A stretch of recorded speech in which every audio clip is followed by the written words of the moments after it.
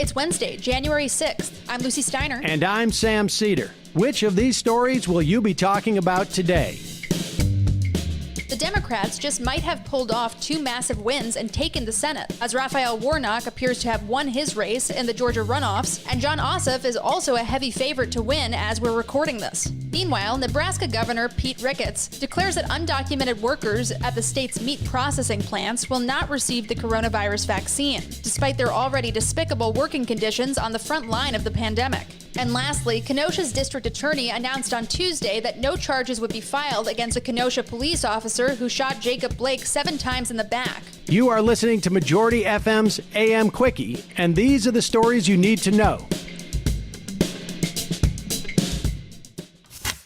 Democrats appear to have done it, taking the Senate back for the first time since losing it in 2014. Reverend Rafael Warnock successfully unseated Senator Kelly Loeffler, one of the most openly corrupt elected officials we've seen in the past few years. Jon Ossoff's race against David Perdue came down to the wire, but as of midnight or so Tuesday night, he was heavily favored to win. Warnock and Ossoff rode a wave of massive voter turnout, outperforming even Joe Biden's performance in the state. Warnock won a bit more comfortably, with the race called by some pollsters around 10 p.m. last night, while Ossoff's race was quite a bit closer. David Wasserman, a pollster who has been extremely consistent this election cycle, called the race for Ossoff a few minutes before midnight, although he noted it's possible Ossoff's victory could be less than the 0.05% margin necessary for an automatic recount. So there's still a bit of uncertainty there, but things look good. Warnock's win would make him the first black Democratic senator from the Deep South. And indeed, it looks like it was massive black voter turnout and proactive early voting that tipped the scales on Election Day.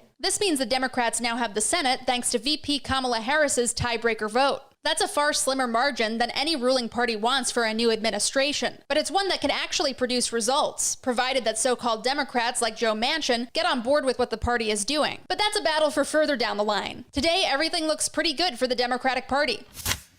Nebraska's governor, Pete Ricketts, has taken one of the most explicitly brutal and inhumane positions of the pandemic, announcing on Tuesday that undocumented workers in the state's meat processing plants will not be eligible to receive the coronavirus vaccine alongside their documented colleagues. Ricketts, who is the son of billionaire Joe Ricketts, claimed that meatpacking plants weren't legally allowed to hire undocumented workers, so they naturally wouldn't get the vaccine. Quote, again, you're supposed to be a legal resident of the country to be able to be working at those plants. So I do not expect that illegal immigrants will be part of the vaccine with that program, unquote. But in reality, undocumented workers make up roughly 14% of the industry's workforce, according to the Migration Policy Institute. Meat processing workers are some of the frontline employees hit hardest by the disease, as many facilities have weathered severe outbreaks among staff, even prompting a lawsuit by the ACLU. If 14% of that workforce isn't eligible for the vaccine, it might as well be crippling the industry as well as prolonging the disease. But that's exactly the kind of smart policy you'd expect from a soulless politician working for an overtly fascist party.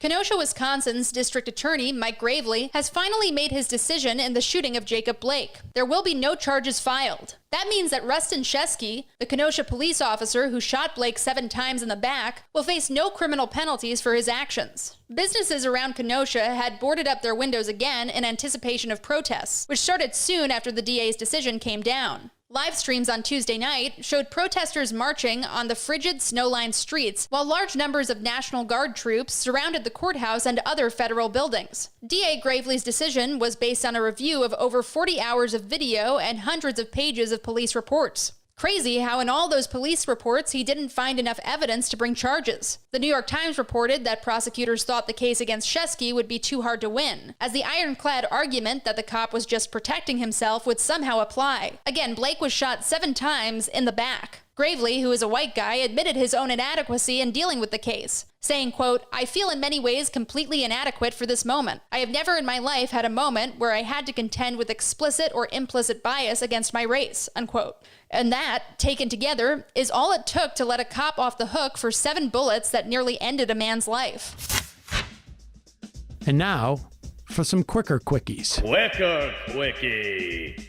The GOP mounted a dangerous power grab in Pennsylvania, forcing Lieutenant Governor John Fetterman from presiding over the state Senate when he opposed a Republican motion to block an incoming state senator from taking his seat. The actual situation is a bit complicated procedure-wise, but sets a scarily chaotic tone for how the post-Trump GOP is going to conduct themselves in state governments across the country. As a short follow-up to yesterday's story about the Proud Boys, a judge banned their leader, Enrique Tarrio, from the District of Columbia in an order released Tuesday shortly after his release from jail. He's allowed to re-enter the city to meet with his lawyer or appear in court, but definitely not to attend any more of his rallies.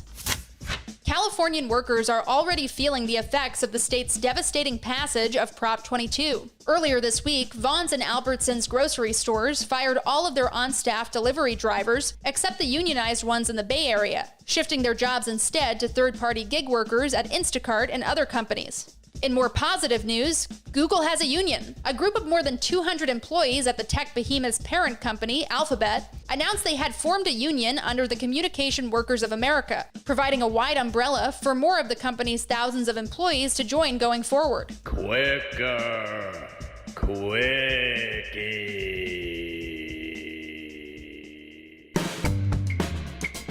That's it for the Majority Report's AM Quickie today. Stay tuned for the full show with Sam this afternoon.